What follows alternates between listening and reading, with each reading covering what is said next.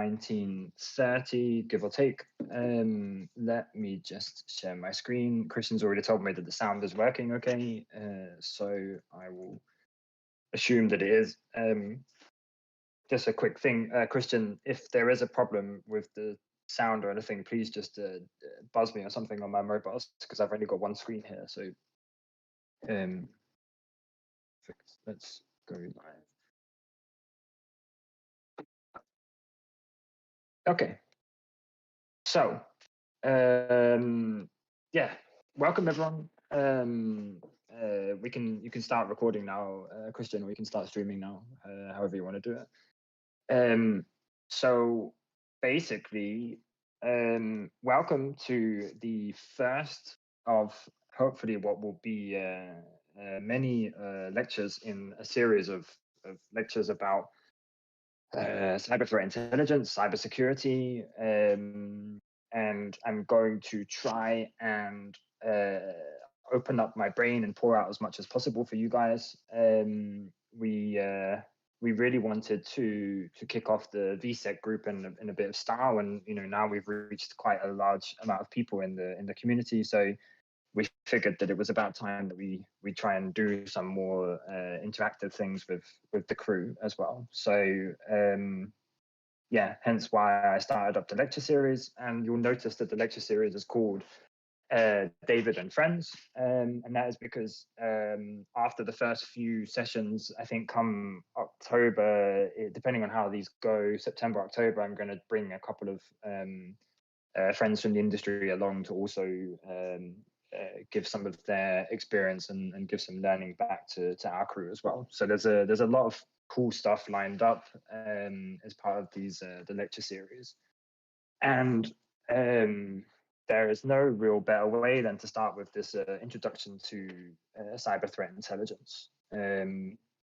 I have realized that actually I have not really done an introduction slide. I actually forgot to add that in, so that's not exactly the end of the world. But some of you know me, some of you may not know me, but basically I work for a company called Computech, which is a Danish company. I'm not here to advertise for them. I'm just using the slide deck because I'd already done quite a few slides around this topic before, so I'm just kind of reusing some old slides as well.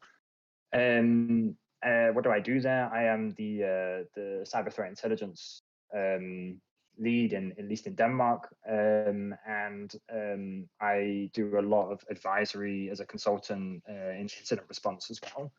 My background before I was at Computech, I was at JN Data, which is a large service provider in the finance industry, where whilst I was at JN Data, I was part of the threat intelligence committee at the Nordic Financial Cert, where I did a lot of cyber threat intelligence, which is where I got a lot of my experience from and a lot of the learning that we're going to go through tonight.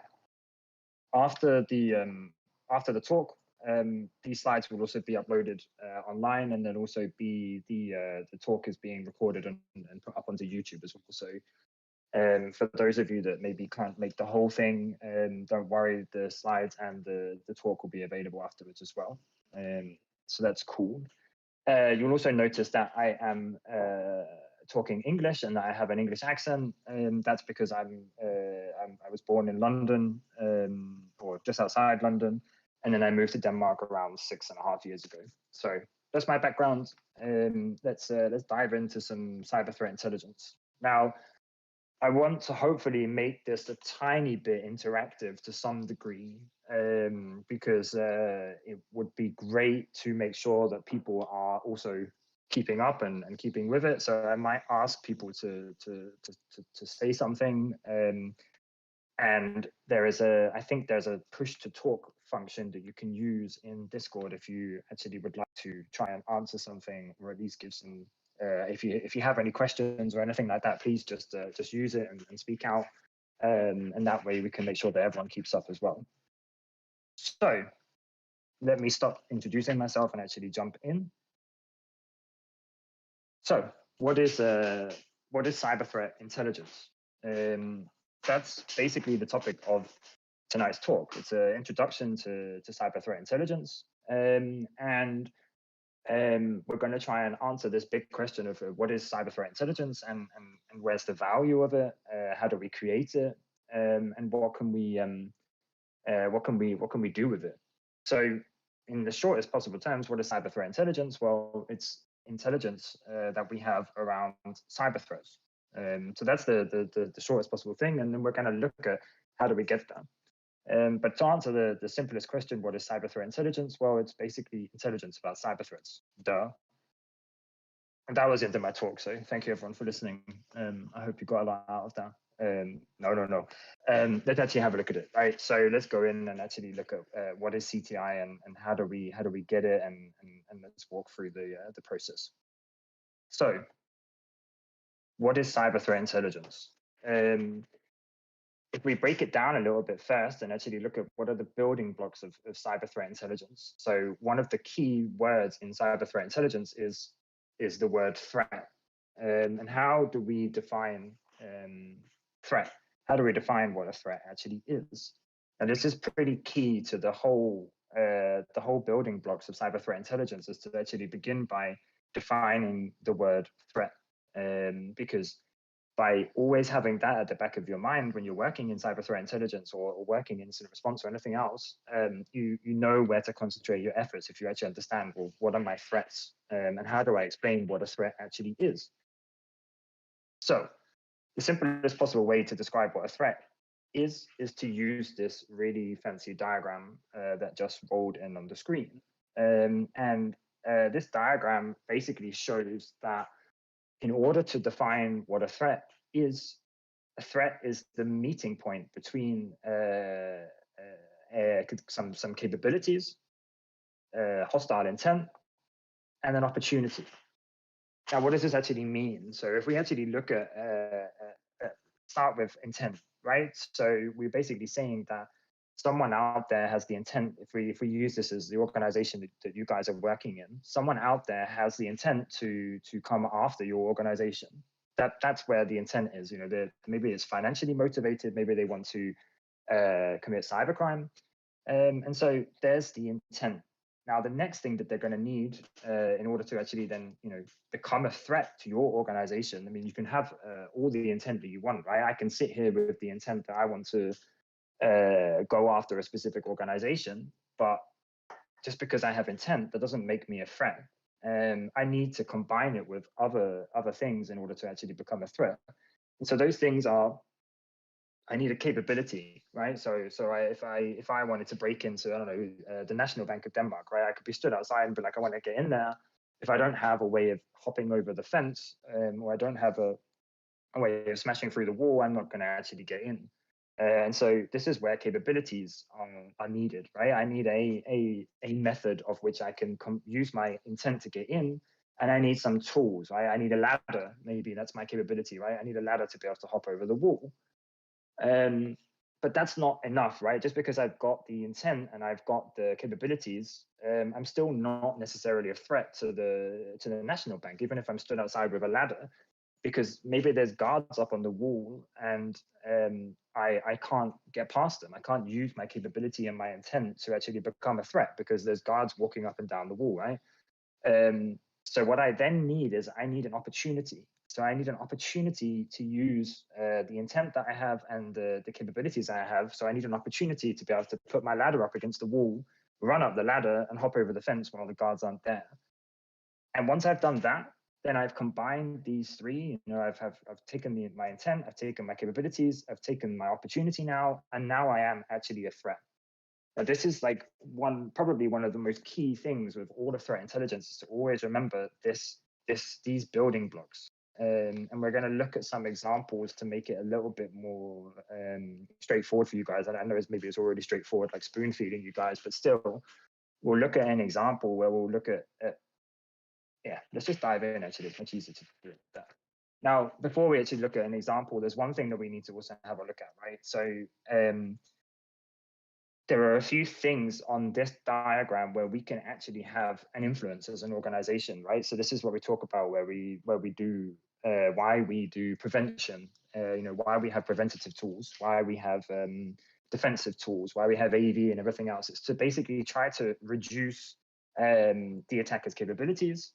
And the reason that we also then do vulnerability management. Now, with the attacker capabilities, there's of course not much that we can do if we're coming up against a nation state. So if we know that there's a nation state that has the intent to come after us and has the tools to get in, they only need the last bit, which is the opportunity. And the opportunity is the thing that's very much within the organization's influence.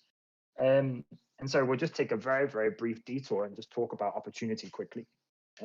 Opportunity is the reason why we do vulnerability management. It's basically trying to reduce the opportunity that the attacker is going to get, right? So vulnerability management can basically help contain or eradicate some of the vulnerabilities that an attacker might then use to get into the organization, to be able to combine their intent and their capabilities. Another way that we can also then, increase the likelihood for the attacker to be able to get an opportunity is if we make a mistake. So if we accidentally design the infrastructure in such a way that there's we've left an open SSH server that anyone can get into that's got open access into the organization, right? That would be a very stupid technical or design flaw, right? It's basically making a mistake. And by trying to prevent mistakes and actually doing more architectural overview, you can influence the fact that an attacker might actually get the opportunity. So you can actually have influence there. Another area that you can also have an impact on opportunity is user awareness, right? So phishing is a way in which some attackers would combine their intent and their tooling, and then wait for the opportunity for a user to come in and actually click on a bad mail. And so doing things like user awareness can also reduce the attacker's opportunity. So that was just a very, very brief detour.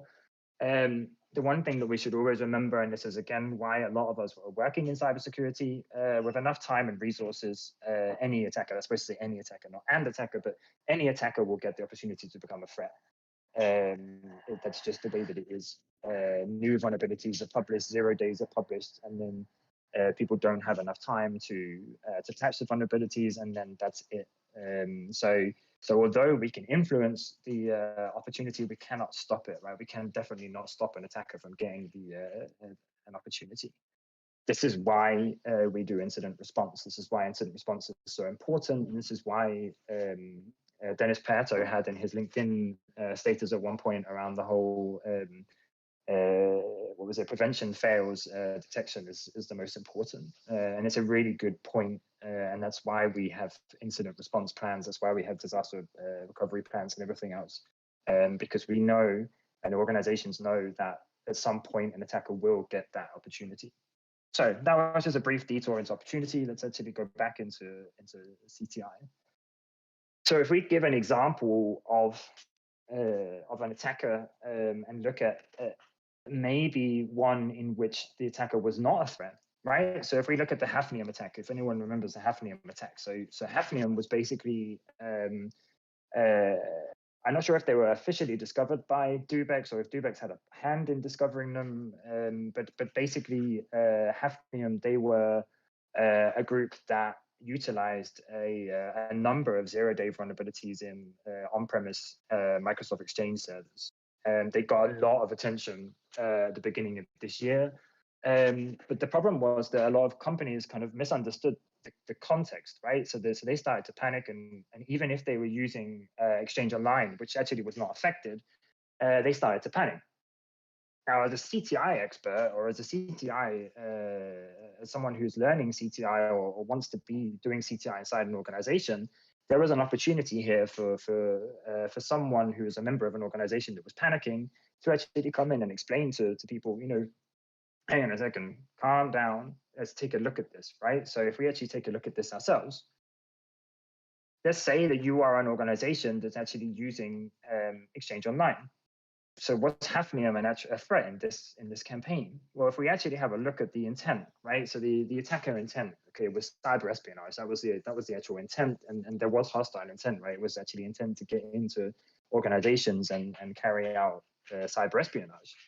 If we also look at the capabilities, now we're going to look a lot more at tools and capabilities and things like that when we look at MITRE ATT&CK a bit later. But when we look at capabilities here on the higher level, the capabilities of Hafnium, they were shown to be using things, tools like Covenant, right? And Covenant is an open source C2 framework, and so they had the capabilities, right? They had capabilities to be able to do command and control. They had the intent to do cyber espionage. They had the 0 days as well.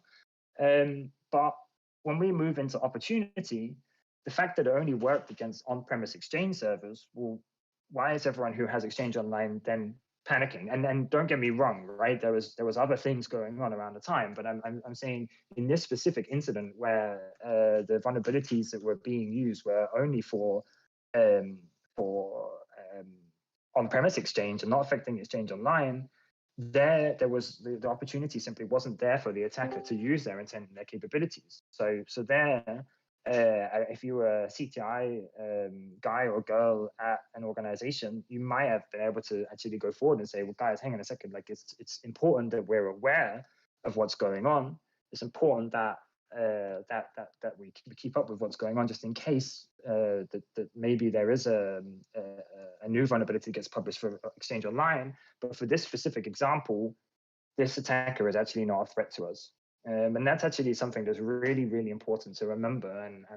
And whenever I do training for new CTI people, I always point back to this drawing every single time and say, if you have all of these, then you're a threat. But if you don't have one of them, then maybe it's not valuable to focus on that right now. Maybe we should be focusing on things that are actually a bit more realistic.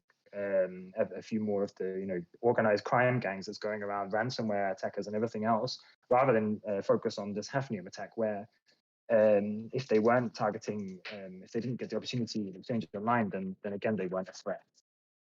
So let's keep going.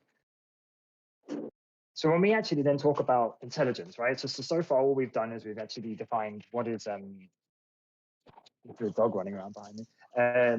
So what we've done so far is we've basically defined what a threat is. But the next thing we've got to talk about is this intelligence idea, right? What is intelligence? What is the threat intelligence or the cyber threat intelligence part all about? Now, before we dig into actual intelligence, we need to start with some data, right? So let's actually jump into that.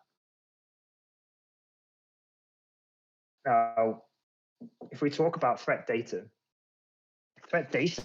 is nothing more, nothing less than an IP address, right? This is an IP address that may or may not have been in relation to a cyber incident. We don't really know anything about this IP address. So when I look at this IP address and say, okay, is this IP address that someone's giving me or that I've picked up from one of the million threat data feeds that exist out there, is this IP address something that we should act on? Is this something that's actually important to our organization? Well, I'm going to go through that same process that we just talked about, right? I'm going to try and ascertain all of these. Does this IP address conform to any of these boxes, and does it give me the ability to be able to tell anything from it, right? So if I take this IP address, and I look at something like, can I derive the intent from this IP address?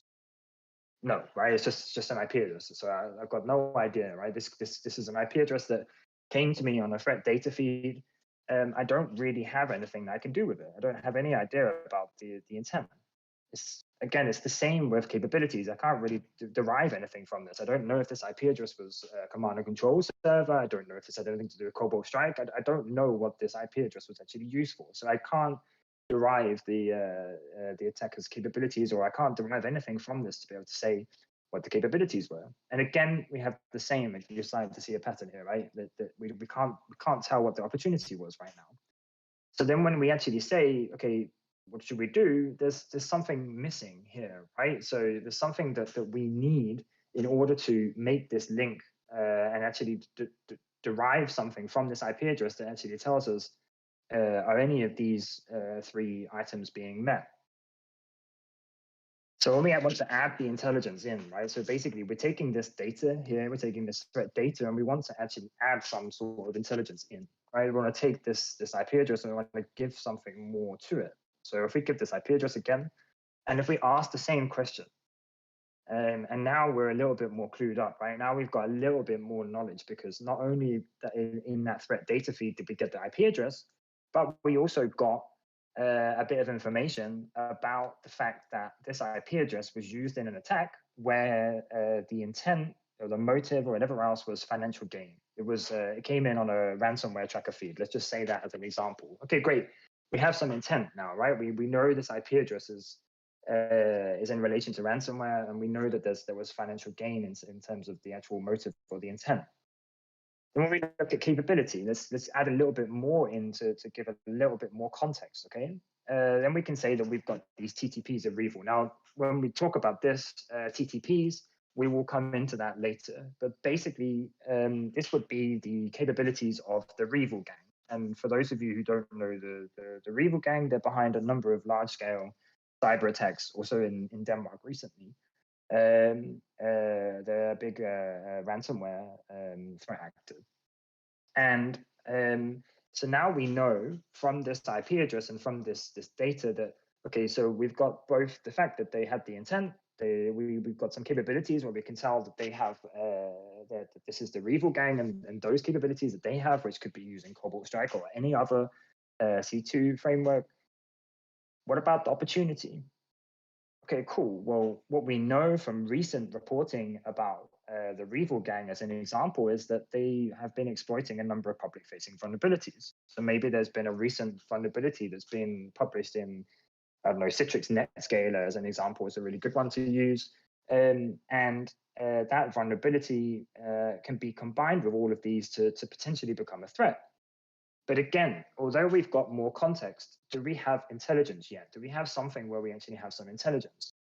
We've got context. We're finally getting a little bit more information about this IP address, and we're able to tell more about what it's in relation to. And yes, when we actually add the intelligence in, we're actually taking both the information, the data, we're applying some context, and we're not just applying context, we're also then applying relevancy.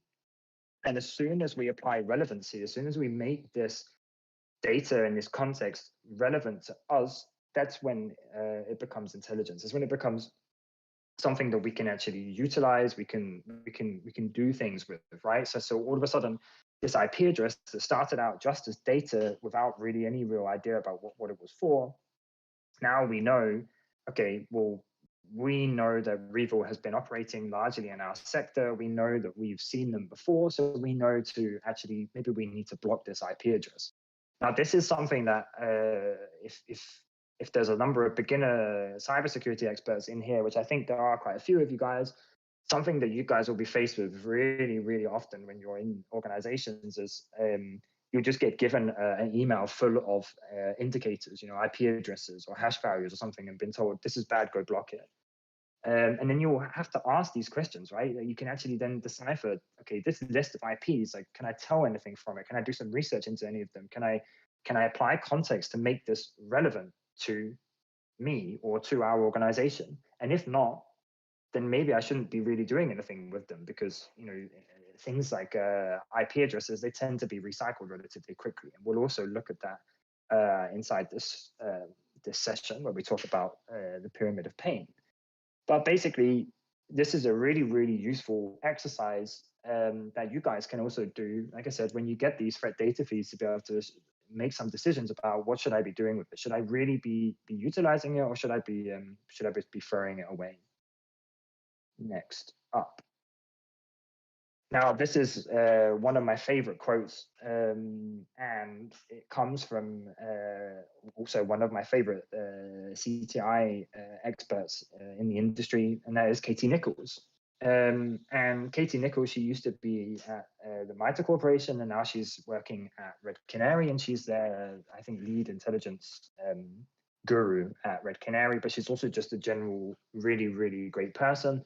And she made this quote, and actually the really cool thing was that she made this quote just as I was preparing to give a SANS presentation for their CTI summit.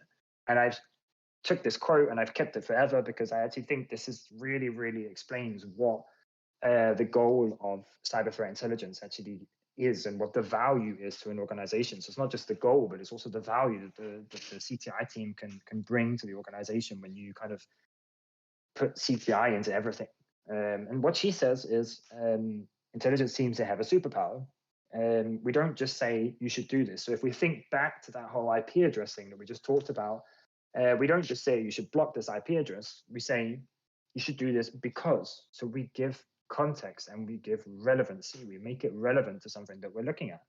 And this, again, as she says, this makes a big difference.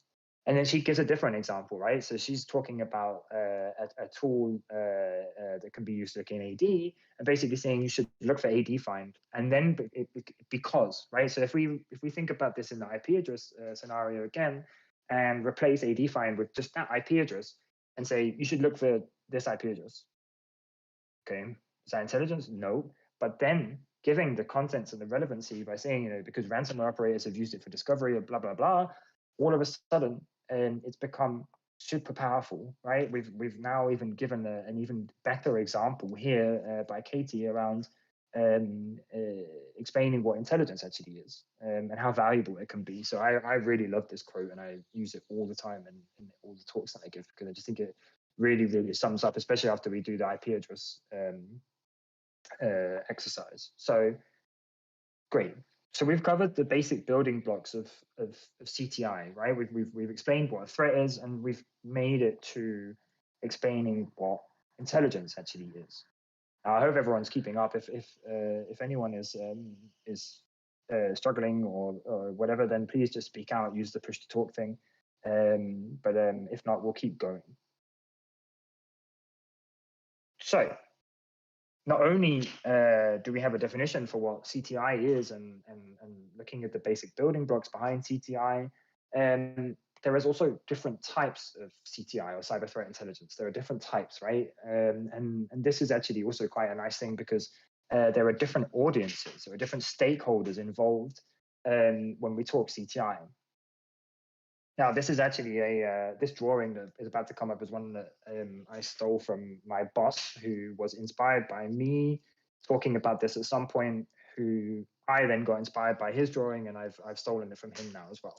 So this drawing is basically, if you think of this pyramid here as an organization, right, where you have the board at the very top, and if we look at that, what are the different types of intelligence and where are they useful?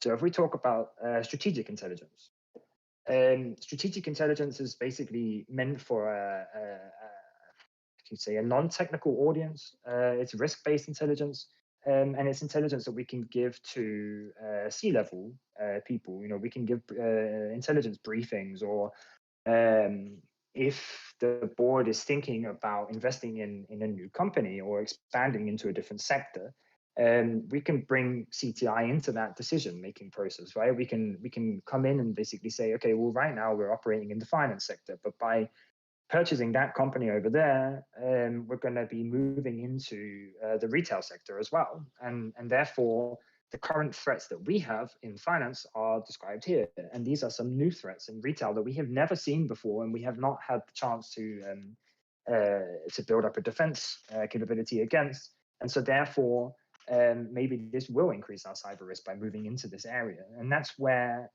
strategic CTI can really bring value into that level. I mean, of course, like the whole point is that, of course, technical people can still consume strategic intelligence. It's not like saying that, no, you're not allowed to see any of this. This is just, it's far more applicable for people who are at that level to have this type of intelligence and to have that type of understanding. If we move down the level or down the organization, then we move into tactical intelligence. So looking at things about tactics and techniques and procedures that are being used by a threat actor.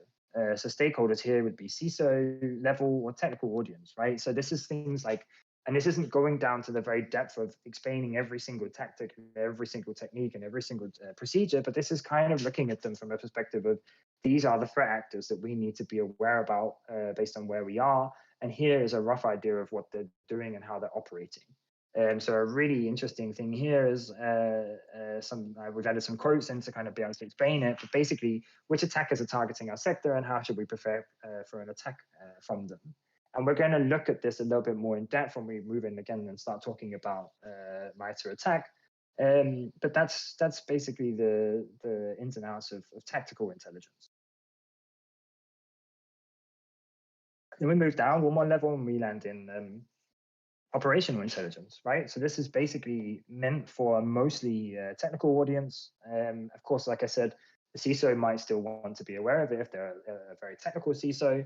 But this is things like we just talked about the Hafnium case, right? So giving a briefing in the morning about the Hafnium case and saying, okay, we saw the Microsoft Exchange on-premise vulnerability last night, and we're running that exact version. We need to take action. And again, the quote that we added in here is that that attack last night against the Metro servers in the UK, they used a vulnerability in Citrix NetScaler. We have that exact same version. Let's patch that vulnerability and let's take some of the indicators and block it, simply because we know that this is something that we have to work with. And this is why we call it operational. It's intelligence that you can basically work with, that you can take and you can digest and then you can use straight away. It's far more, again, to use the word operational intelligence, it's far more operational. And then lastly, because it does have a place on our pyramid, it is technical intelligence. Technical intelligence is again things that are indicator specific. So this would be that IP address that we saw earlier. That would be an example of technical intelligence. This IP address here, you need to block because. So it's far more indicator specific, hash values, IP addresses.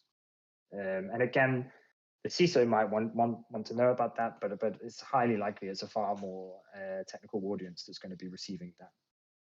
So those are the four main types of CTI. Now, again, like I said, everyone doesn't need to just be put in a box and told you can only consume this type of intelligence, but it's just to let you guys know there are four different types out there. So now we've done the introduction to CTI. We've talked about what a threat is. We've talked about data. We've talked about intelligence. We've talked about context and relevancy. And we are now ready to start talking about how do we actually get intelligence? What are the methods that we can use to be able to start consuming intelligence? Or consuming intelligence, creating intelligence. There are lots of different ways of doing that. So if we look at intelligence sources, right? So these are places that we think are relevant for us. And one of the main places, and actually the number one source of actual intelligence is your own organization. And this is often overlooked, right? This is something that people forget about. And this is highly important, right? So as we just talked about, intelligence is having relevancy, applying relevancy to data. So there's no more relevant data than your own, right? Because that's relevant to you because you've actually been seeing it. So creating your own intelligence, creating your own CTI is the number one way to actually to consume intelligence. We can do that by utilizing incident metrics or utilizing an incident classification framework. Now, for those of you that have read the description for this actual talk today, you'll see that one of my future talks is actually specifically about incident classification frameworks. And that is because it is a big topic. It's a really fun topic, in case everyone's sitting there thinking, God, I really want to avoid that one. That one sounds super boring. It's not super boring. It's actually really fun. We'll probably disseminate an incident in the session and work through applying different classification frameworks to the incident and how that maps together and how we can then build incident metrics. Another way of getting intelligence, another source of intelligence would be to join a sharing community, right? So for those of you that are part of the DK MISP community, where there's a number of organizations that are sharing data via that, that's a sharing community. And we're going to talk a bit more about sharing communities later in this talk. So I'm not going to focus too much here. But the most important thing when joining a sharing community, or one of the most important, is to remember to keep it relevant, right? So there's no point joining all of the sharing communities and then being bombarded with data and not knowing what to do with it, because then you're back in that whole place of, oh, wait, now I need to define if this is actually a threat. Now I need to go back through that Venn diagram and blah, blah, blah. It's far more important to consume valuable intelligence and actually valid intelligence and actually intelligence, because if you're just consuming data from a sector that your organization is not even in, it's not intelligence, it's just data about someone else's threats. And that's the most important to remember here. So don't go joining every single community, because again, then you end up drowning in data. And of course, this is not saying here that that there aren't some cross threats that are applicable between energy and finance. Of course there are, but you're far more likely to get good, valuable intelligence inside your sector and consuming from there first. We can consume external incident metrics, right? So the Verizon DBIR, which we're going to talk about and maybe zoom in on in a second, that's a really, really valuable source of external incident metrics. And again, that's data about someone else's threats. Those are threats to, or have been incidents, threats that have actually turned into cybersecurity incidents. And in the DBIR, they basically consume that data and then they present it back to you. And then you can apply your own relevance to that data, right? You could look at the metrics that the DBIR presents, and we'll look at the DBIR in a minute. But you can look at the metrics that they present and then bring them back to your organization, provide the context, provide the relevancy, and then you have intelligence from that as well. Blogs and articles, and also research papers, right? There are a lot of great companies out there that are releasing a lot of good intelligence or good data. Again, you need to bring your own intelligence into the mix as well. FireEye is a good one. The Microsoft threat team, they are super good. So there's a lot, and Red Canary, there are tons of them out there. Computech, but there are a lot of them out there that are releasing great reports. And again, I'm going to constantly say this over and over again, guys. Remember context, remember relevancy, right? It's no good, like I said, going and consuming the Hafnium report and being totally petrified about everything that it contains and taking action on all the indicators, when really, if you'd just started at the top and said, hey, Hafnium's not a threat to us, okay, we don't need to act on that right now based on this article, let's move on to another one and worry about that. So again, remember to keep it relevant and remember to do that whole, is this a threat model thing. So intelligence feeds, they are also a method that you can use.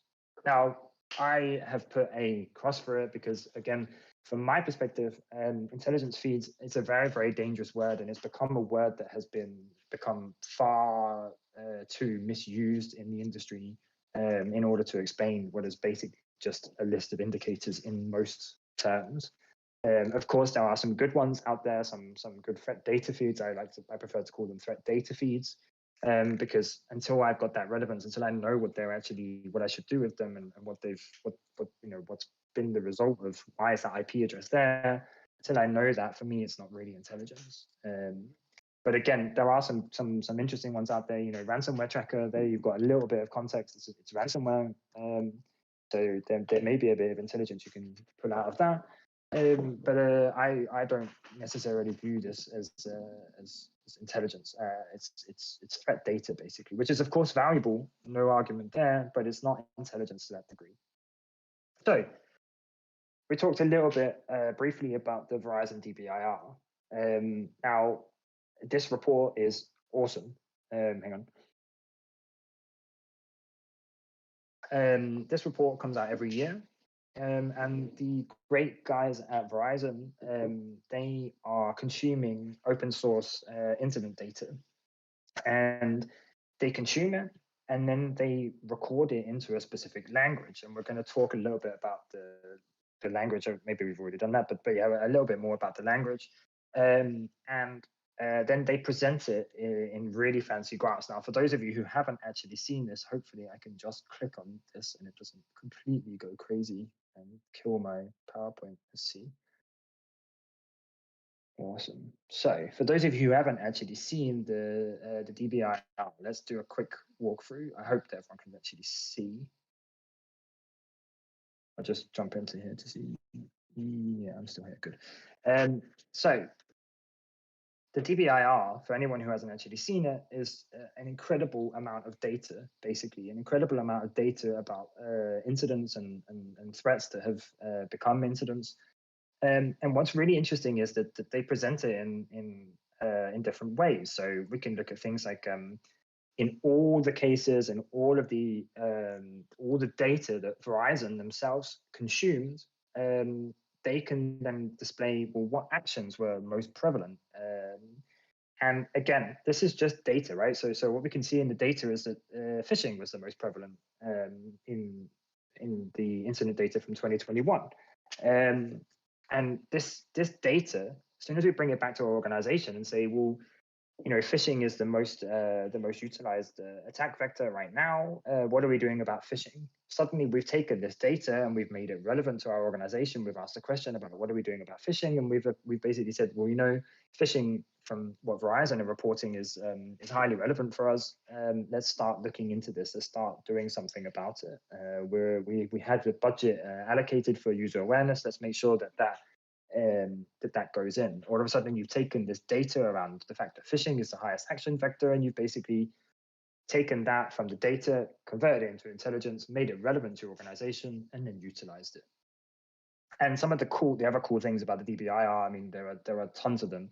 But if we go to the very top and zoom into things like the industries, now this is really important in my daily work when I produce threat reports for our customers, right? So I actually need to go in and have an understanding about what's going on in the different sectors. And one of the best places to start, if anyone's ever asked to produce a threat report for their organization, start in the DBIR, start there and then work your way out, right? So choose the sector that you're in. Let's choose finance. We can see that there were 721 incidents in financial and insurance sector. And then we can actually start to look at, well, what actions were there the most? What was the top action? What were the motives of the attackers that were actually operating inside that sector?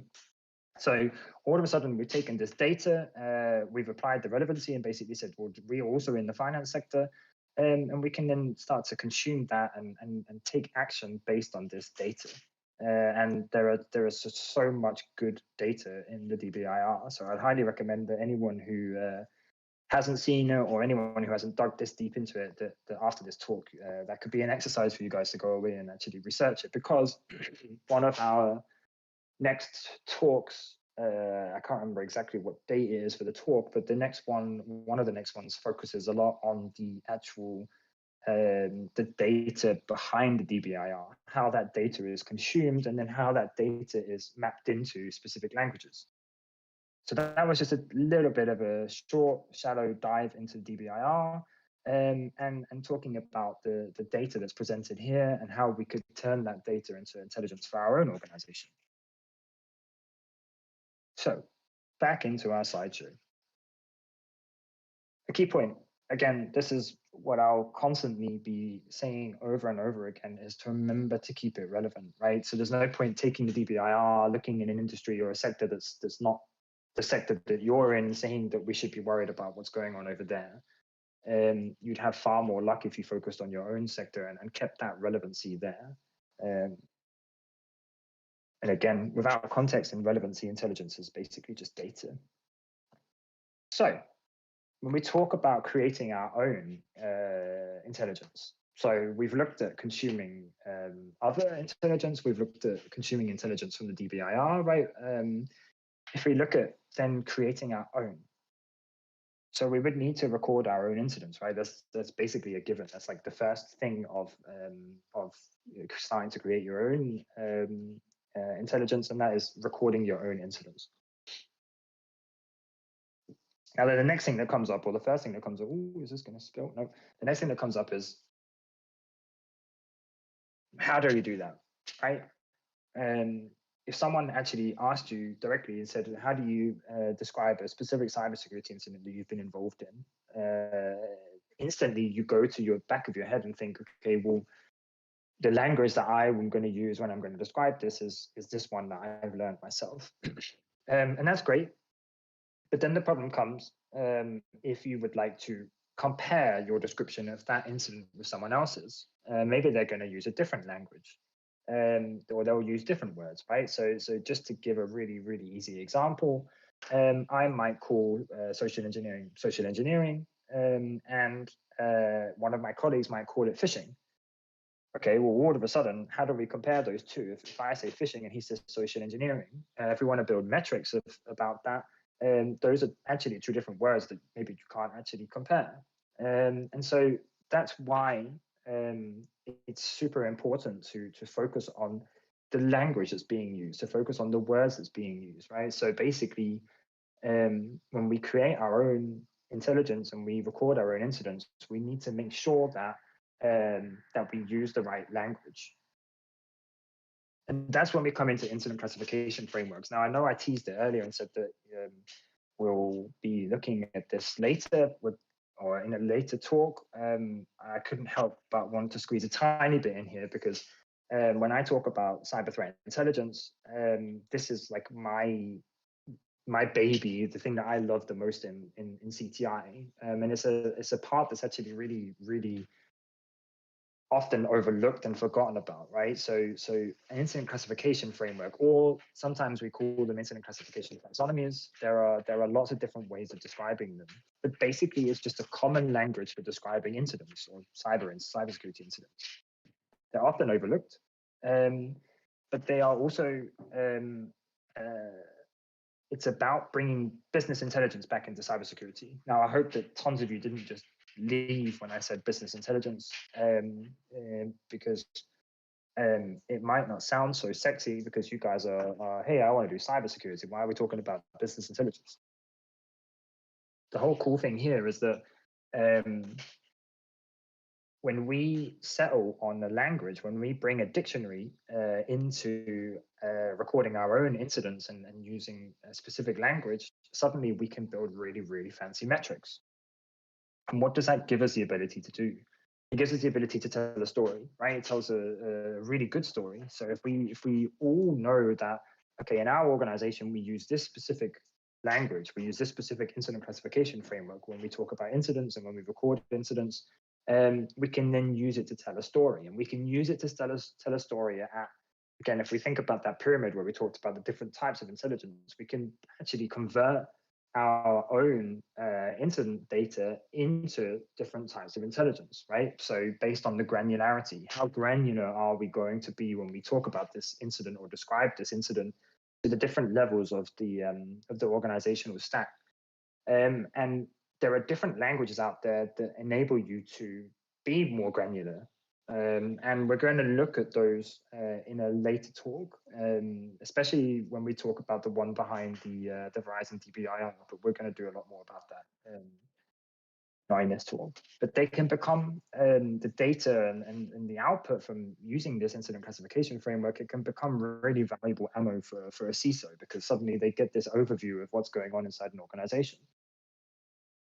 And again, this is a topic we'll cover a lot more in future sessions, not right now, although I could probably spend the next 45 minutes just talking about this topic alone, because it's just really, really fun. And actually data science is, yeah, it's really, really awesome. And if you get it right and actually understand how to use data science inside CTI, then you've really hit the jackpot of being able to tell the relevant story. So the next thing we have to do when we create our own intelligence is we're going to need to, not only have we had to decide on a language that we're going to use, we're going to have to do some sort of analysis, right? So if we have an actual incident, we're going to need to do some sort of intrusion analysis. Like that's just what we're going to need to do. If we're a CTI analyst and we want to create our own intelligence, well, then we've got to do some form of analysis, right? Based on an actual incident, based on an actual intrusion. And we call it intrusion analysis. There are a variety of models that can be used to aid us in doing intrusion analysis. One of the first one is the diamond model. And we're not going to focus on them in this exact slide. We're going to break them down over the next few slides. But basically, the diamond model is useful for a high-level overview of specific threat actors. And we're going to do some mapping of the threat actors over the next slides. We've got the kill chain, or the cyber kill chain. And then we've also got MITRE ATT&CK. And then, of course, there are other ways of doing intrusion analysis, but we're just going to focus on these ones for now. So we need to do one more thing, actually, before we dive deep into intrusion analysis. We need to first look at something called the pyramid of pain. Now, I know I'm jumping around a lot and covering all sorts of different things. I will tie them together as soon as I can in this talk, but there are a lot of concepts in CTI. There are a lot of models. There are a lot of frameworks that we use, and it can be a bit overwhelming at times. So hopefully we can, in this talk, we can look at how to bring them all together, how to tie them together, and how to use each one of them, right? There's no thing that says that when you do intrusion analysis, you have to use all three, right? You don't have to use the diamond model. You could just use MITRE ATT&CK. You don't have to use MITRE ATT&CK. You could just use the kill chain. You know, there's no one standing there saying, oh, you have to use all three, or oh, you have to use these two. But one of the most important things to remember about when we do intrusion analysis is to also look back to the actor, so the threat actor or the insider threat or whatever it was that actually carried out the action, the actual threat, right? So we point our attention back onto the threat. So if we do that, we get this really, really interesting pyramid. And this is called the pyramid of pain. Let me just have a... and the pyramid of pain is used to explain and to give a good reason why things like the diamond model and things like MITRE ATT&CK and the kill chain, why they are so valuable. And again, it's really, really useful to be able to also look at the differences between what is essentially data at the bottom through to what becomes a bit more intelligence as we work our way to the top. Now, what does this actually mean? Now, so this pyramid has been designed in order to explain, if we start at the bottom and we think about a threat actor, so an actual attacker, right? And this pyramid is designed to show the difficulty levels in changing something inside this section. So if we think about a threat actor that is using this, let's think about Imhotep, right? Imhotep is maybe long gone right now, but if we think about Imhotep, a hash value for an Imhotep attack in a specific organization, would that be the same across other organizations? No, they would change that because they would keep getting detected by different AV engines, you know, signature detection or something else. And the point there is that changing a hash value for an attacker is basically trivial. It's why focusing down at the bottom when we do CTI can be far more expensive because attackers are changing these hash values very, very often, right? It's very easy for them to do. When we move up the pyramid a tiny bit and look at IP addresses, again, we have something that if an attacker burns an IP address, you know, they get caught using one IP address, well, they can just move to another. They can just purchase another one, or they can just hack onto another server on another IP address. They can move around. They can use VPN. You know, these are relatively easy to do. Now, and then we move up the chain a tiny bit with a domain name, right? In order to change domain names, you need to purchase a domain. You need to actually take some more action. So not necessarily easy or trivial, you have to take some action, but still relatively simple to change. And what we're trying to lead up to the top here is basically saying that the further up you get, the harder it is for attackers to be able to change this stuff. So host artifacts or network artifacts, like these are strongly linked to the tools that they're actually using. So the different things that they leave behind, they can't necessarily change how that looks too much because it's predominantly based on the tools that they're using. And if we move up to the second one down in the pyramid of pain and look at that one, well, how easy is it for an attacker to change the tooling that they're using? Now, you might sit there and think, very, very easy. You know, I just download a new C2 framework. Well, yeah, fine. You at home doing your attacks, whatever you're doing, like if you're doing purple teaming, you're doing red teaming or penetration testing, yes, you know, you can just switch from different C2 frameworks. But over time, as you get used to using a specific one, if you're an actual threat actor and you built your business model, and remember that most of these groups, organized crime gangs and everything else, they are actual businesses that operate. You built your entire process on specific tools, suddenly it gets far more difficult to change that. And that's why we look at the top and say, well, tools are challenging to change, right? But of course, you can still do it. You could move away from using Empire PowerShell into using Covenant as an example, which is another C2 framework. Then we reach the top, which is where we have this one of the toughest ones to actually change and do something with. This is tactics, techniques, and procedures. And at the top here, this is primarily or mostly based on attackers' behavior. This isn't just talking about tools. So, shifting from using Empire to using Covenant, this is really looking at ingrained behaviors that the attackers do. So, looking at things like, okay, they use phishing to first get their initial access, and then they do this, and then they do that, and then they do this, and then they do that, right? When you build up a chain of those phases, and you actually look at how often do attackers change those chains, it's actually a bit more rare, right? Because those are behaviors that are ingrained into that attacker. It's the same as you performing your morning routines. If you guys have one, when you wake up, you go through a specific set of actions that you perform in order to carry out your day. If your toothpaste ran out and you had another tube, you would simply change that, right? Imagine that's a hash value. But if something interrupted your day dramatically, maybe you couldn't get through. Maybe if your car broke down or something else, it was your tools that broke, and then you had to take the bus, right? That becomes more challenging. But the act of you still having to go to work and going through that technique or that process, that's something that you don't change very often. And that's a good way of describing TTPs. And we're going to look at TTPs far more, a little bit more into this talk. And I'm also looking at time because I have a massive habit of going over time. So let's see where we get to. So that's the pyramid of pain. There's a lot of really cool articles out there about the pyramid of pain. You'll see that I also sourced this diagram as well. I try to source most of them where there's a good source. And actually, like I said, when my slides get posted online, I'd highly recommend you go to this source, techiq.com, and actually read a little bit more about the pyramid of pain. It's really, really interesting. But the reason for focusing on this right now very, very quickly is just to say that when we look at MITRE ATT&CK or the kill chain or the diamond model, that we're really trying to zoom in on the top of the model. We're trying to zoom in on the TTPs and on the tools because they are the most difficult for an attacker to change. So the diamond model. Now, the diamond model is, I think, really, really awesome. It's based on adversary, capability, victim, and infrastructure. Now, as you can tell in CTI, we are really, really obsessed with models. We're really obsessed with frameworks, and that's just because there's just so many different ways of explaining things that it gets quite complex with all these different models flying in from left, right, and center.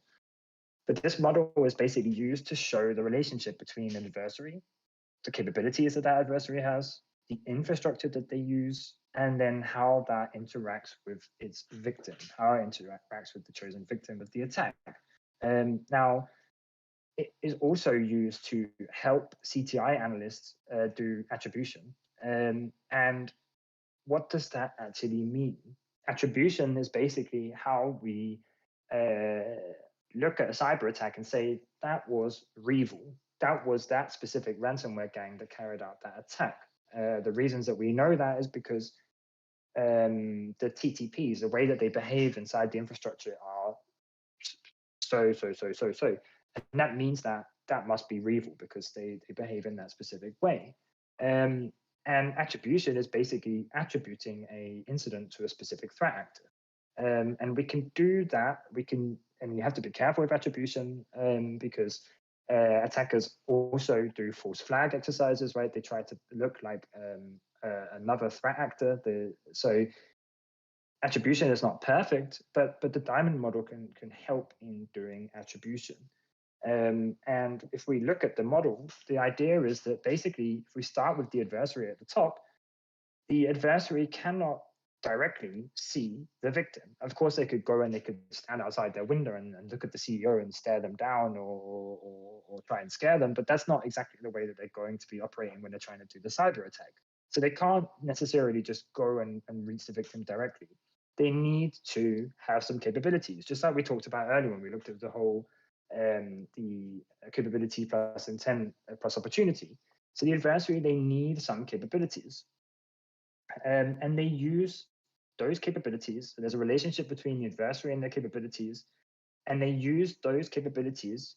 They combine the capabilities with some infrastructure, and they then use that infrastructure to see the victim. That's why these lines are the way that they are, because you can basically trace a route from adversary sees the victim through their capabilities, or you can say the adversary sees the victim through their own infrastructure, combines it with their capabilities, and then reaches the victim. So the idea is that you can trace a line through the model. And what do we mean when we say adversary? Well, the adversary would be the persona of that adversary, where we look at their general persona. We could look at IP addresses that they're utilizing. We could look at different devices that they're using or other stuff like that that's relevant for the actual adversary. We could then move down to capabilities. We could look at what capabilities that they have. Again, this is strongly linked to their model that we talked about earlier. So we could look at what types of malware are they using, what C2 frameworks are they using, what exploits are they specifically using. That's a really interesting one. And we could look at their infrastructure. So do they have a predominant infrastructure as a service provider that they use? So are they using AWS, or are they using Azure? Are they using DigitalOcean, or are they using their own infrastructure that they're hosting? Those are all things that we can add onto this model.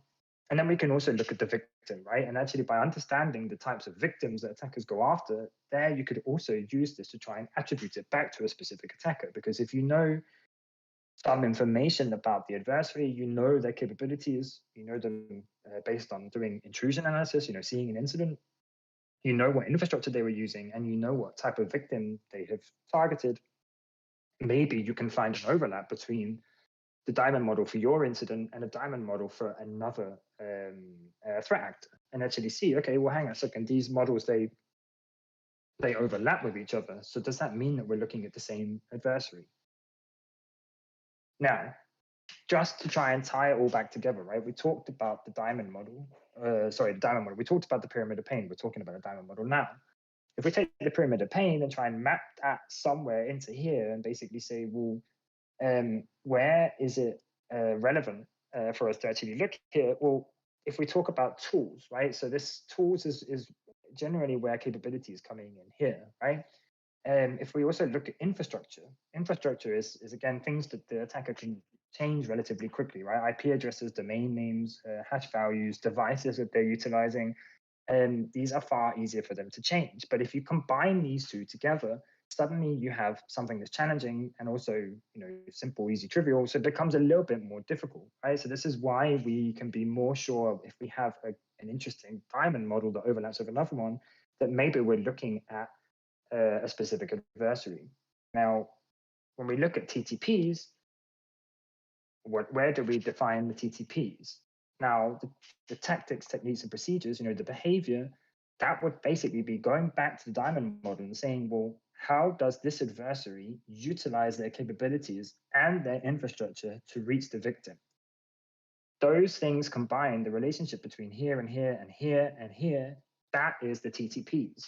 And that relationship, that way of drawing the line between adversary capabilities, infrastructure, and the victim, that is what is very, very challenging to change. And that is why the diamond model is actually quite valuable for trusting and doing intrusion analysis. And again, there is a lot of really interesting resources out there about the diamond model. It's a very, very powerful model to use. Now we're going to give an example, so it becomes maybe even more clear for you guys about the diamond model. And of course, soon we're going to try and tie this all back to why we're talking about this and why this is important for creating your own intelligence, right? So in case you guys have ever wondered, well, how do I create my own intelligence? So how, if I've got an incident that I've worked on recently, how do I actually turn that into intelligence? Well, again, you could create a diamond model for the attack that you've just witnessed and actually map it against the diamond model and say, well, I know something about the infrastructure. I know some stuff about the capabilities, right? I know that they used Asia. I know that they were using Cobalt Strike. I know that they've targeted a company in the finance sector. I could then look and see, well, what actors are doing that. And of course, there's a lot of them. So again, it becomes difficult to do attribution, but at least you could still start to create your own intelligence from this model. So it is quite a valuable model that you can already take and operationalize now if you want to. So let's take a look at some examples. Or one example. And the example that we're going to use is one that we've already been talking about quite a lot, and that is the on-premise exchange server, the zero-day attacks that happened back in Q1 of this year. That was the if we talk about the adversary, what was their persona? Well, they operated as a nation state, and the origin was China. Now, how do we know that? We know that because a number of very trustworthy sources have named them as specific, that it was China, that it was nation state, and how do we trust them? Now, that's a really, really interesting thing, and we're going to look at bias in a little while in terms of should we trust them? Why should we trust them? But if we take just this example and map it in, the persona is nation state, origin China, group name Hafnium. So we have some information about the adversary, right? We filled out the adversary portion. Okay, cool. Let's keep going. The infrastructure, the devices that they utilized, they were using primarily using virtual private servers based in the US, right? So maybe Microsoft Asia, but US based, maybe AWS US based. Maybe they're doing that because they're trying to appear like they are actually a US organization potentially. Who knows? Then if we look at the capabilities that they have, the capabilities that they utilize, the capabilities that they have, they exploit 0 days in on-premise exchange. They were utilizing Covenant C2 framework, and then you were using then web shells to actually do their C2. And if we then look at the victim, right, what types of victims did they target inside this inside these attacks? NGOs, think tanks, higher education, infectious disease researchers, law firms.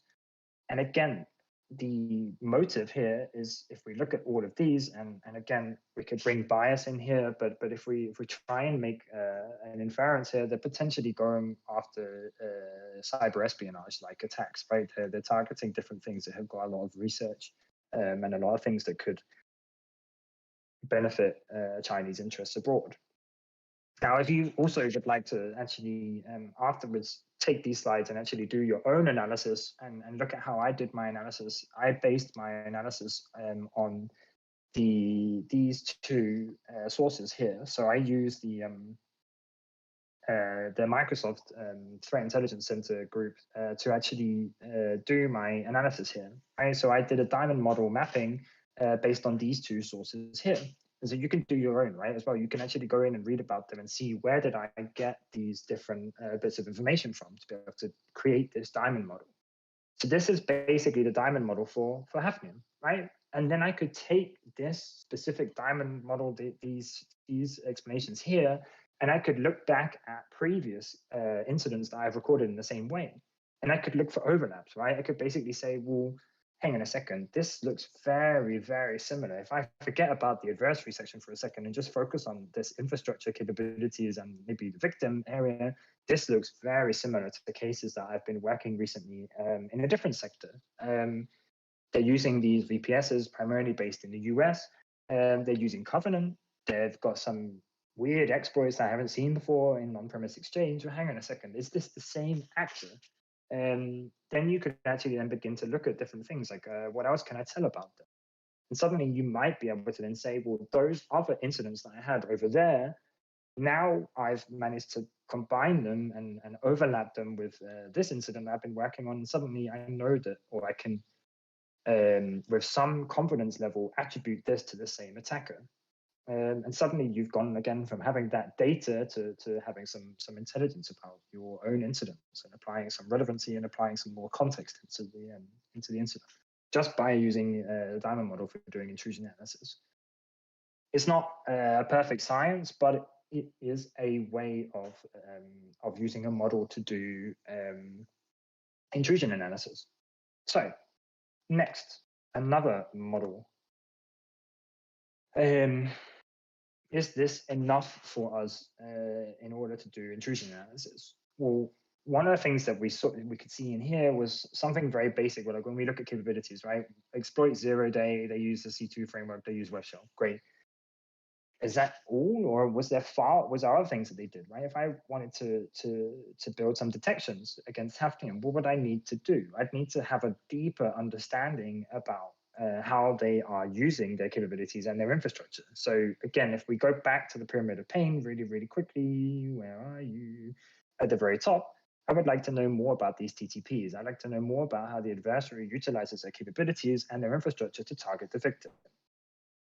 And of course, the diamond model is great, but there are other frameworks or models out there that could be utilized to do that. One of them is the cyber kill chain. Now, this has its links with the military kill chain, and it was mapped over into cyber by Lockheed Martin. Now, the kill chain it breaks an intrusion down into a chain of events, right? So it basically says that in order for an attacker to actually get inside your organization, they need to perform the following logical steps in order to actually do it. The kill chain is actually really good for doing that, right? You basically have to say, well, again, an attacker, they need to perform some recon to understand what's the attack service of the organization? How am I going to try and get into this organization? When I'm going to do my weaponization. So based on the recon that I've done already, what am I going to attack this organization with? I'm going to create this, start to basically weaponize, like prepare my weapons for actually getting into the organization. And I'm going to actually have to deliver my weapons, if you want to call it that. I'm going to actually have to get it into the organization. So how am I going to do that? That could be something like phishing. That could be other methods as well, right? Dropping some USBs in a car park loaded with malware. That could be another way. But once I've basically delivered my weaponized reconnaissance into an organization, then comes the actual exploitation, right? So in this regard, this would actually be the user actually being exploited and actually clicking on the phishing mail, and then we are in. But we still have to go through a number of steps before we can start moving around, right? Just because we've got that exploit inside an organization and it's actually running, we still need to do a couple of other things, right? So we're going to need to actually then install something onto the asset, right? Some sort of backdoor, and some sort of persistence, something in order to make sure that we've actually got some sort of foothold inside the organization. Here we have where we're doing installation. Second to last, command and control, right? We're going to need a channel in which we can establish control over the host that we have targeted, or the device that we are operating on. So we're going to need some way of issuing commands to that host in order to take action. Now, lastly, we have some actions on objectives. So this is basically saying that we've performed all of these things, and now we can finally take action. So we can go back to, well, what were our objectives when we first wanted to do this cyber attack? And now we can finally take action, right? So that's the cyber kill chain. It's freehand recording of actions within the chain. Now, why do I say freehand recording of actions? Well, basically, you can write whatever you want when you describe what goes on inside each phase. You could use the word phishing, like I said earlier. You could use the word social engineering. And that's one of the issues with cyber kill chain. A lot of people ask, well, should I use the kill chain? Should I use MITRE ATT&CK? What should I use? And of course, like, kill chain is great. No argument there, but in my opinion, there's maybe too much freedom in being able to describe what's actually going on. By not locking yourself into specific words, suddenly there's too much freehand recording going on. And if I wanted to compare a kill chain that I've done with a kill chain that one of my colleagues had done, even if it was for the same incident, maybe we couldn't compare them because he was using a different way to describe something than what I was, even though it was the same incident. So again, there's a little bit too much freedom when describing the phases. Now, again, as you can probably tell, some of you who know what MITRE ATT&CK is, we're leading up to this whole idea of MITRE ATT&CK becoming and why MITRE ATT&CK became a bit more of a standard. But first, let's do an example of how to utilize the kill chain.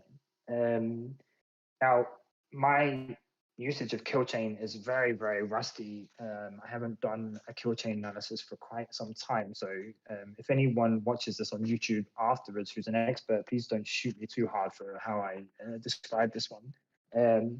And again, that's actually part of the problem, is that there's a little bit too much room for error, a bit too much of a margin for error in here, because different interpretations of the different wordings as well. So that's how I'm going to get out of jail on that one. Now, when we take the SolarWinds example, what did they do for recon before they actually targeted your organization? Let's say they got into your organization, right? We don't know what they did for reconnaissance in order to get into your organization. We can hypothesize that they did recon earlier in another kill chain, right? This is also the funny thing with the kill chain, is you can chain different kill chains onto each other. But if we look at our organization specifically, we don't know what they did in terms of recon to target it. However, what we do know is in the weaponization stage, they chose to compromise SolarWinds. So they actually went through the process of compromising the organization SolarWinds and actually weaponizing that application. Now, how did they deliver that compromised SolarWinds installation, or that weaponized SolarWinds installation, into your organization? Well, they used the software update system inside SolarWinds itself, right? That was a really, really good way of kind of bypassing a lot of the normal security mechanisms, because who's going to look at the software update function for SolarWinds, right? So they utilized that in order to do the delivery.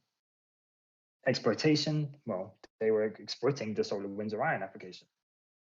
Installation, they installed the backdoor into the actual application inside your organization. So they had essentially, if you look at it to some degree, they had a vulnerability inside your organization that they were then able to then utilize later.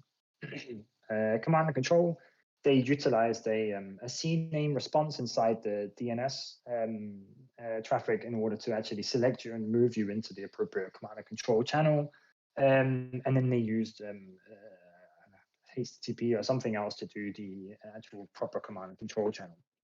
The actions on objectives. So this is the thing worth remembering, is that we're not describing the entire incident. We're actually only describing the start of the incident, right? This kill chain only describes how they got into your organization at the start. It doesn't explain what they then did, right? Because once they land on a host, then they're starting a new kill chain, right? Because they've got to start all over again. That's what we talk about doing further reconnaissance. Their actions and objectives were further reconnaissance and espionage, right? Cyber espionage. So here comes the fun part, right? You can actually link the cyber kill chain with other cyber kill chains. And this is where it gets really, really crazy. And where a lot of people tend to hop off the train when we talk about the kill chain, because and this goes on and on, right? It doesn't just have to be a single kill chain, like or these three. It can then be one more on top and spiral around. You know, it gets a bit crazy when we start combining them and linking them and coming up with different phases of the kill chain. And again, when it gets to this level, suddenly you lose lose the attention of certain audience members of which you're targeting, right? So when you then present, oh, there are these 3 loops the attackers went through. What do you mean? What? Why is this? So, and it gets more complex than this as well. And again, it's not necessary to crap all over the kill chain at all. Kill chain is really, really great if that's what you choose to use, right? You just need to decide how are you going to use it in order to get to communicate your points to the audience that you have. You might settle on the kill chain and think, you know what, this is really, really cool. Then awesome, and utilize it. I just want to show some of the complexity in actually using it. So, what's next? What's next is MITRE ATT&CK. Now, MITRE ATT&CK is, in my opinion, probably the best one to use. I mean, I really like using the diamond model simply because you get to focus a little bit more on things like infrastructure, which can be quite important to look at, looking at different types of hosting providers and things like that. But MITRE ATT&CK has basically become the de facto standard for doing intrusion analysis. Now, I am old enough, if you can even call it that, to remember when MITRE ATT&CK looked like this, right? We had pre-attack, we had enterprise attack, we had some other mobile and other stuff, right? And then it became like this, to the point that actually I tried to find a nice drawing to actually show this type of thing again. And actually they've also overcomplicated. They haven't overcomplicated it, but they've made it to such a point that it's actually not very easy to find a good drawing to show the different phases of MITRE ATT&CK. But the point is that, again, we're going back to kind of like a kill chain similarity, right? Where we're breaking down an attack into various phases. And then we are not just breaking it down into those phases, we're then doing a deep dive into those phases. And we're looking for specific techniques, tactics, and procedures. So what MITRE have done is they've broken down, essentially you can look at this like a longer version of the kill chain, at least in this high level way here, where we look at the attacker has to do some reconnaissance. They have to develop some resources. So again, if we look at the kill chain and overlap it somehow, this is still a phase in the kill chain. Doing the resource development is weaponization, right? Doing initial access is delivery, right? So there's a lot of links between all of it. But then it starts to get a bit more muddy when we move into execution. We then have, we have to then execute the payload, and we have to then get persistence inside the organization, and there are methods for doing that. We have to escalate our privileges so we can start to do other stuff. We have to actually evade the antivirus, and it goes on and on and on. So there are some similarities between MITRE ATT&CK and the kill chain, and this version that you see here on the screen is the most recent one. They've also started to include things like impact. Now, we are going to look at MITRE ATT&CK very, very quickly. I have prepared, here is one I prepared earlier. Now,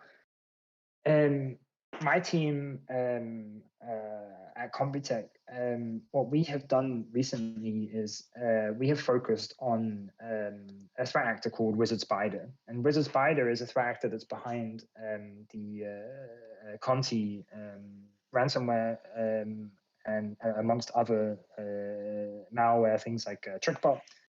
But with Spider, what happened recently was actually a disgruntled member of that organized crime gang.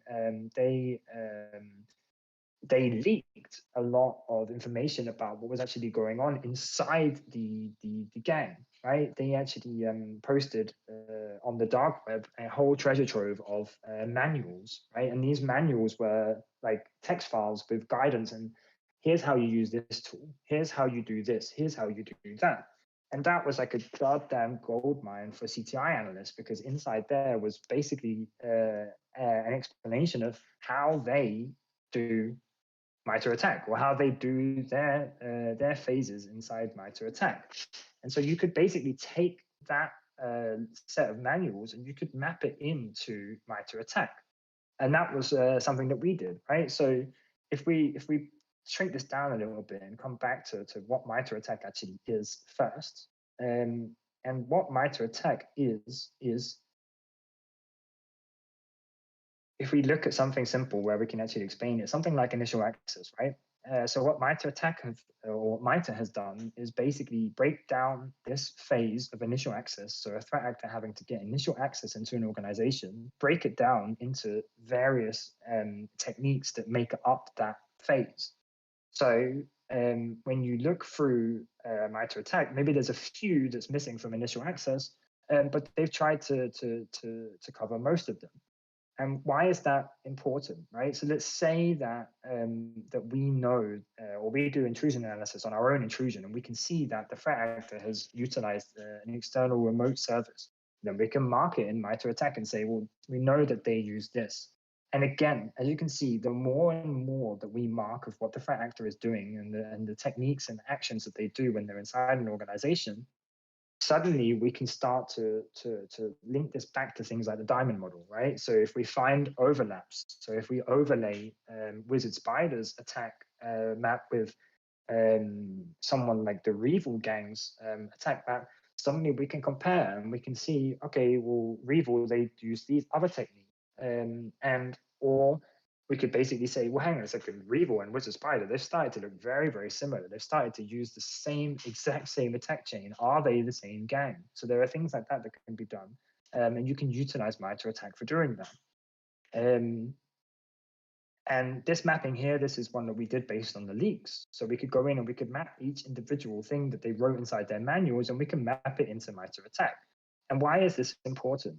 This is important for a lot of reasons, right? So if you can imagine that you go back to your organization knowing that, well, firstly, Wizard Spider is an attacker that most people should be aware of because it's one of the most prevalent out there, having also hit a number of Danish organizations.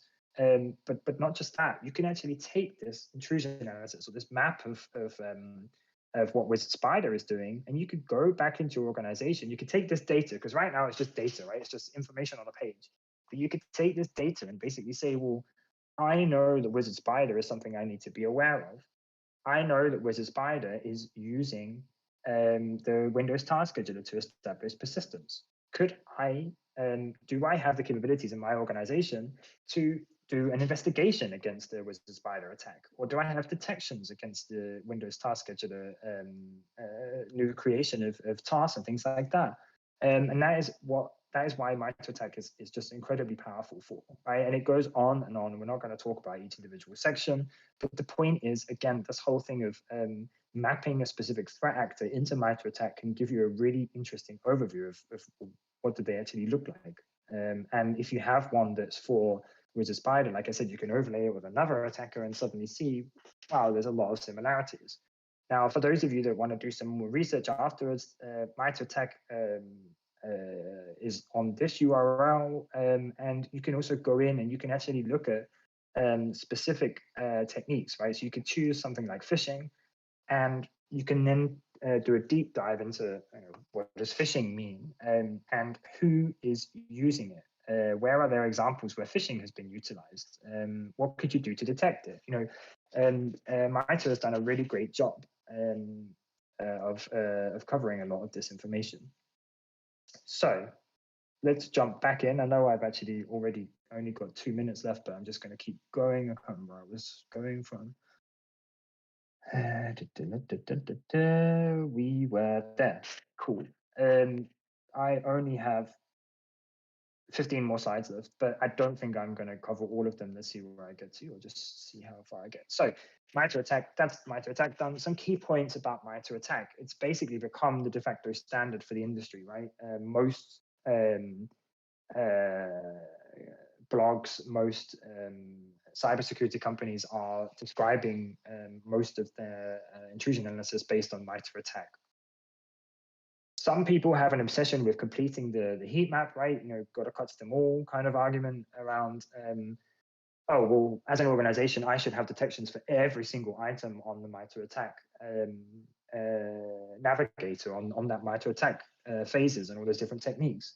And this is a really, really cool point where you as a CTI analyst can actually go back. So if you know that you've got someone in your organization that's basically saying, not acceptable, I want us to cover 99% of the MITRE ATT&CK framework, you could basically say, well, why? And then when they say, oh, because there are a lot of threats out there, You could then say, well, show me why this is relevant for us. Which threats is it that you're concerned about? Which ones are you worried about? And let's actually look at the MITRE map for those specific threats, and let's map it against our own organization and see how we compare. That's how you as a CTI analyst can actually bring value back to your organization using MITRE ATT&CK, right? You can be far more specific about where you should be focusing your defensive capabilities. It's really, really powerful for that. It's great for red teams because those red teamers who want to do more realistic attacks and not just focus on imaginary, or not imaginary, that's the wrong word, but creative attacks. Those that want to be far more focused on actually emulating a real attacker's behavior, they can choose a MITRE ATT&CK map, again, for example, Wizard Spider, and say, if I'm going to emulate a Wizard Spider attack, here's what I need to do. Here's the different things I need to perform when I go inside an organization. It's great for blue teams, right? It's great for understanding where should I focus my detections. If I know that I've got these specific threat actors, then it's these that I should be focusing on, and these detections that I need inside the meta signals. And it's great for purple teaming, right? It's really, really useful for purple teaming because you can basically choose a set of the different techniques and say, okay, you know what, I want to purple team these techniques. I want to do some testing of these techniques, and then I want to see what the result is. And when I get that result, then I'll know, based on the fact that we can detect this specific technique, and based on the fact that this technique is relevant to us because it's used by attackers that are relevant for us and that we are aware about, suddenly you've added that intelligence and you've kind of completed the entire chain. Yeah, got to catch them all. So that was the whole idea behind completing the heat map. It becomes a bit of an obsession and something that that you as CTI analysts can kind of come in and be like, you don't really have to catch them all. You really have to catch some specific ones in order to get to what was it called? Victory Road, I think.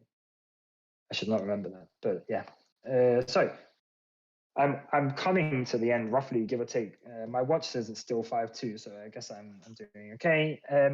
Now I'm almost getting to the end. When we actually talk then about consuming intelligence, right? So let's say that we've gone past this whole creation of our own intelligence by doing intrusion analysis, and we've moved into actually wanting to consume intelligence from the outside. There's a life cycle for that, right? There's an actual process in order to start doing that.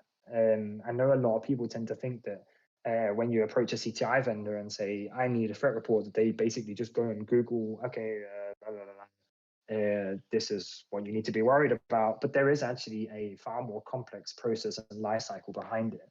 And that's called the intelligence life cycle. And basically, it's just some guiding principles of how to consume and work with intelligence, right? So the first thing you do before you actually enter into this kill chain of intelligence, or this life cycle, is basically gather some requirements. You know, what am I supposed to gather intelligence about? Who is my audience going to be that I'm going to target this intelligence at? What type of intelligence should I be collecting?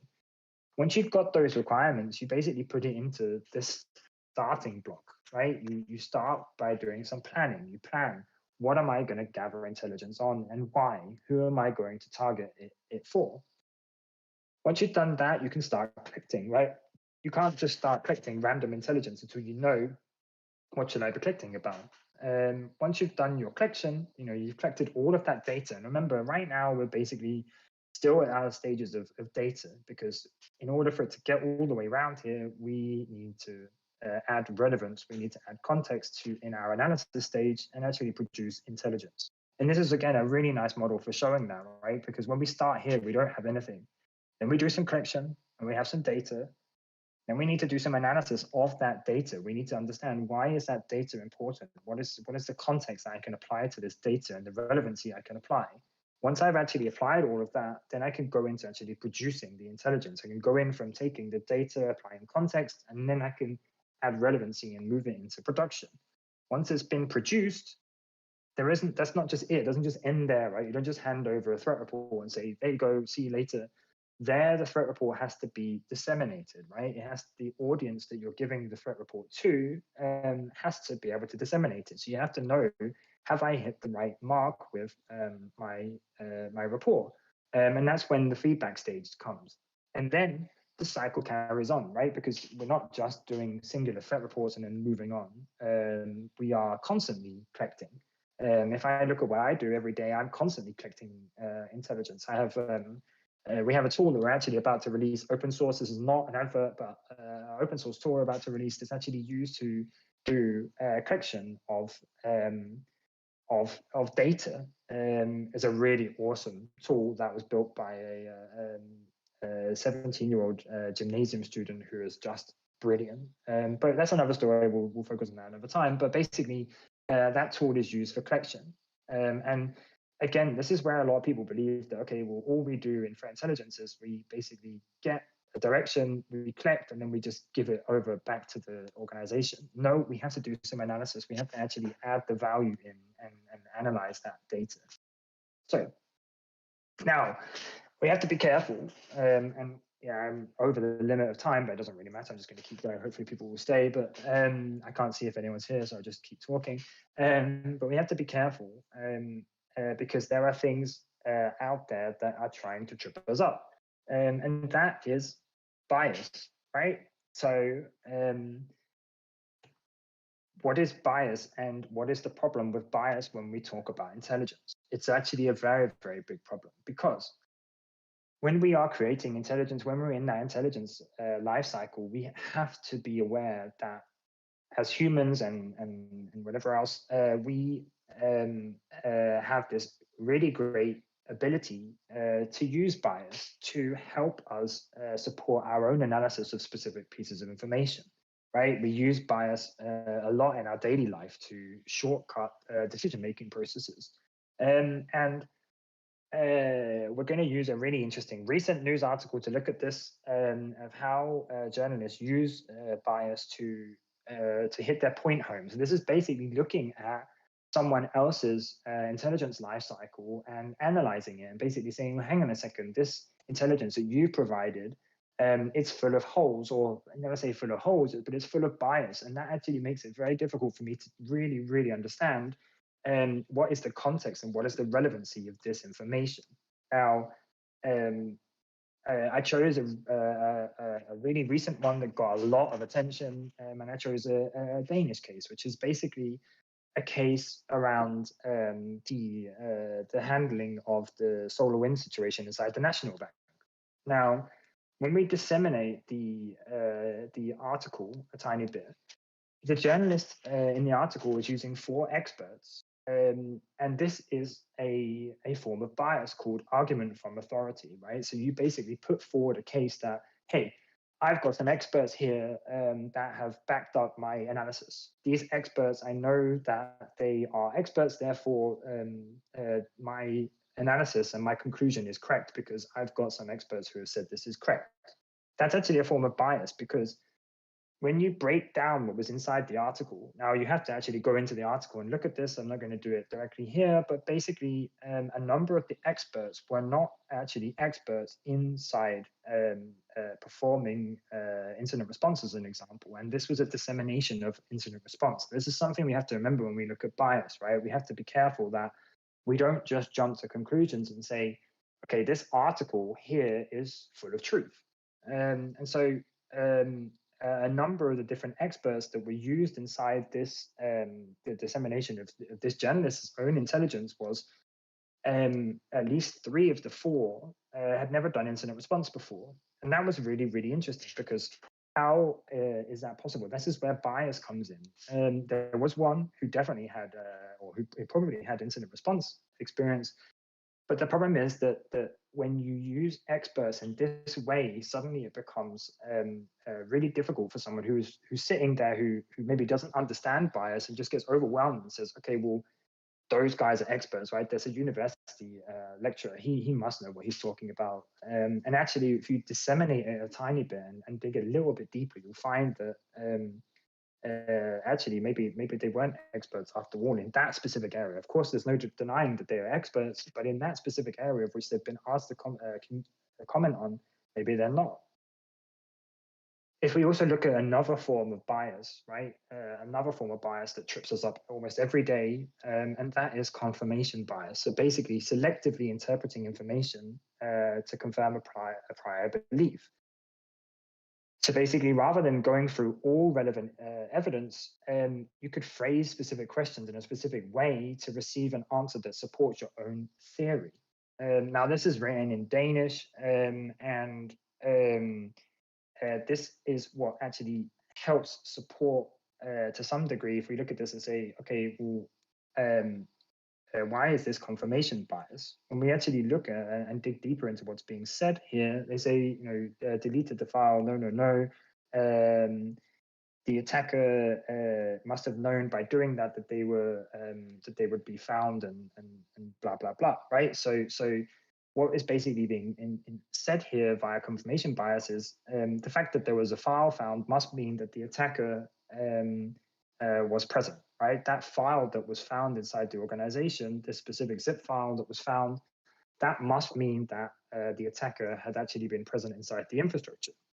Now, if you actually dug a little bit deeper inside and actually did an intelligence analysis of the article a little bit more deeper, you would find that in the SolarWinds attack, there was absolutely no evidence in any of the reported blogs or articles by any of the cybersecurity companies that reported on it that the attacker ever utilized the zip file in order to actually move through an organization.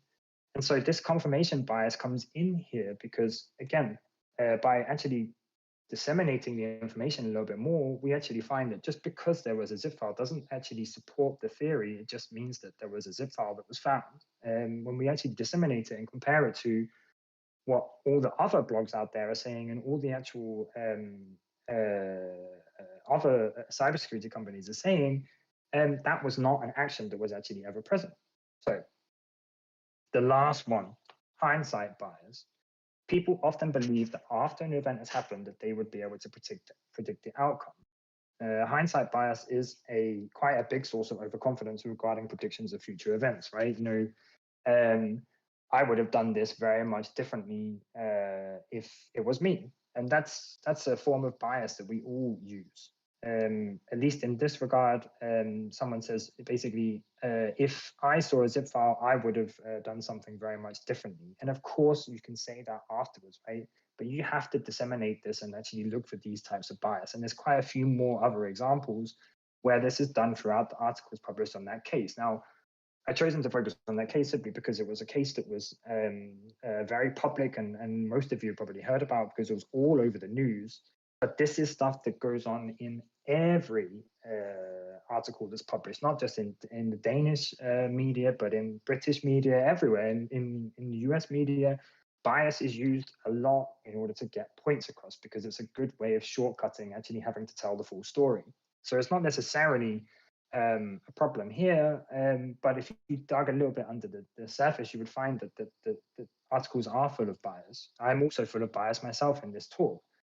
Now, there are some really, really great posters out there that talk about all the different types of cognitive biases.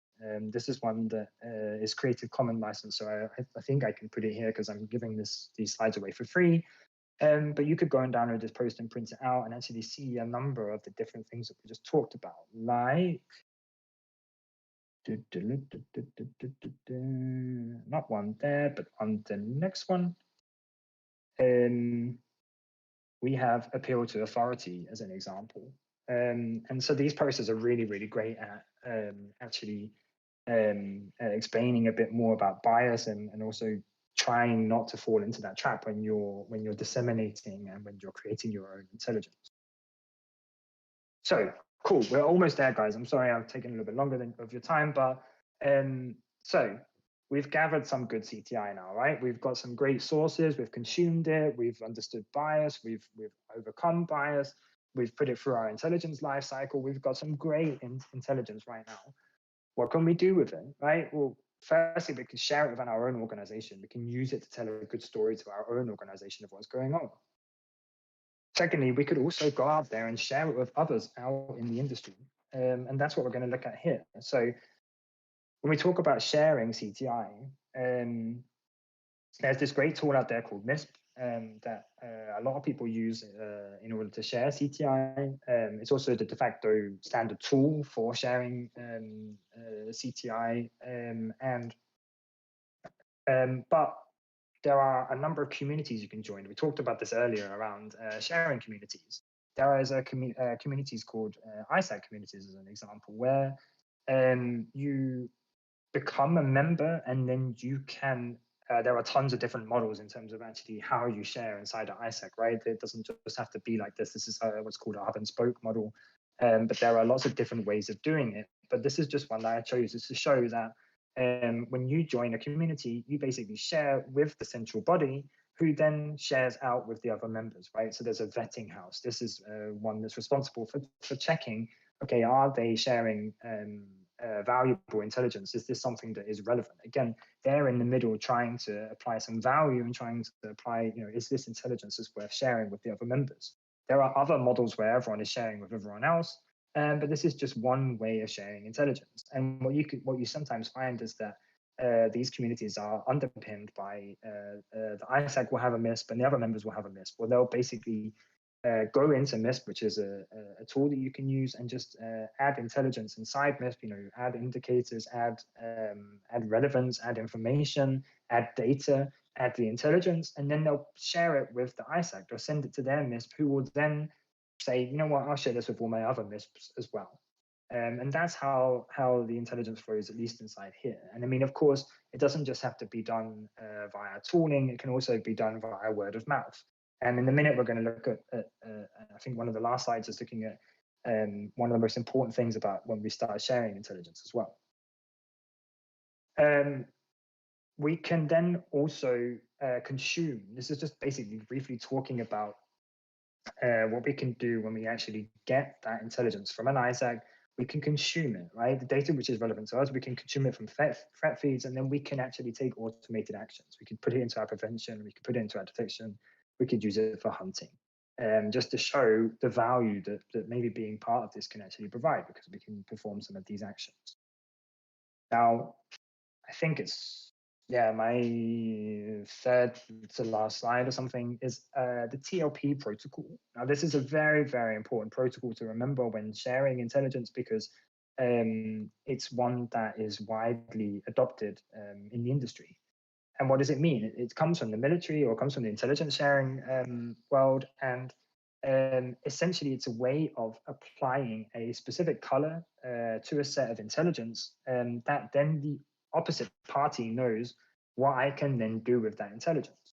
So if I was to give some intelligence to my friend and I said, this is TLP red, basically that means that you're not allowed to disclose it. It's only meant for the participants of that communication, of that talk at that time. Can you share it? Well, no, you can't share it. Once it's been given to you, that's it. You've got TLP red. That's all you can do with it. You can maybe take actions yourself on it, but you can't go and tell someone else, this is exactly what I was told. Now, the next one down is amber, right? So TLP amber is basically limited disclosure. So that's a bit more flexible, right? If we go back to this ISAC community here, if I shared some TLP amber with the ISAC, I would expect that made it to the other members. So that made it to the other members within the community, because they would be affected. They would be affected by that intelligence, and therefore it's okay that they're allowed to share it. And then they know that they're also allowed to share it with other organizations who could have a benefit from knowing about that intelligence. So TLP Amber is one that is widely used when sharing within specific communities where there's specific agreements around it as well. TLP Green, again, this can be shared a bit wider, and where you can share it with your peers, you can share it with your partners. It's not meant for being specifically publicly released and open source. But when we move into the last one, TLP White, but there is no restrictions. And these set of slides that I've published today, they'll be TLP White essentially, right? You can take them and you can share them. You can do what you want with them. So there's just one thing that's worth remembering when we share intelligence, that we have to assign these different protocols to them as well, the different color protocols. So wrapping it all up, after I've spent 15 extra minutes of your time, what did we learn?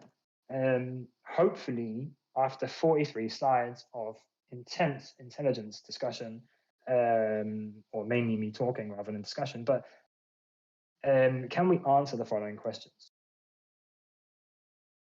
I read that Revil ransomware just hit our competitor. Can we detect it using our current capabilities? Well, yeah, we could answer that with using intelligence, right? We could take the Revil gang's MITRE ATT&CK mapping, and then we could map our own detection capability over the top. We can actually see, okay, hang on a second, we've got some gaps. We maybe need to work on that. So could we answer this question by using intelligence? Yes, we could. That's the whole point. That's what we've kind of gone through with talking about MITRE ATT&CK. How many times did we see Imhotep malware last year, right? So again, this is coming into recording our own intelligence. We would need to have recorded our own intelligence, right? We need to have our own intelligence lifecycle going. Could we answer this with intelligence? Yeah, we could, right? We just need to record some information about the fact that it was Imhotep and the fact that there was malware present. And lastly, can we answer this question? If we take over this company and move into a new sector, are we exposing ourselves to new threats? This is one of those areas where strategic cyber threat intelligence is super important and super valuable, because at this point, this is where cyber threat intelligence has a lot of value and can bring CTI up to the board level, right? That's where you can actually get talking time up at the board. And that's why CTI is super valuable. And yes, we can use CTI to answer this question. So that was it. Whew.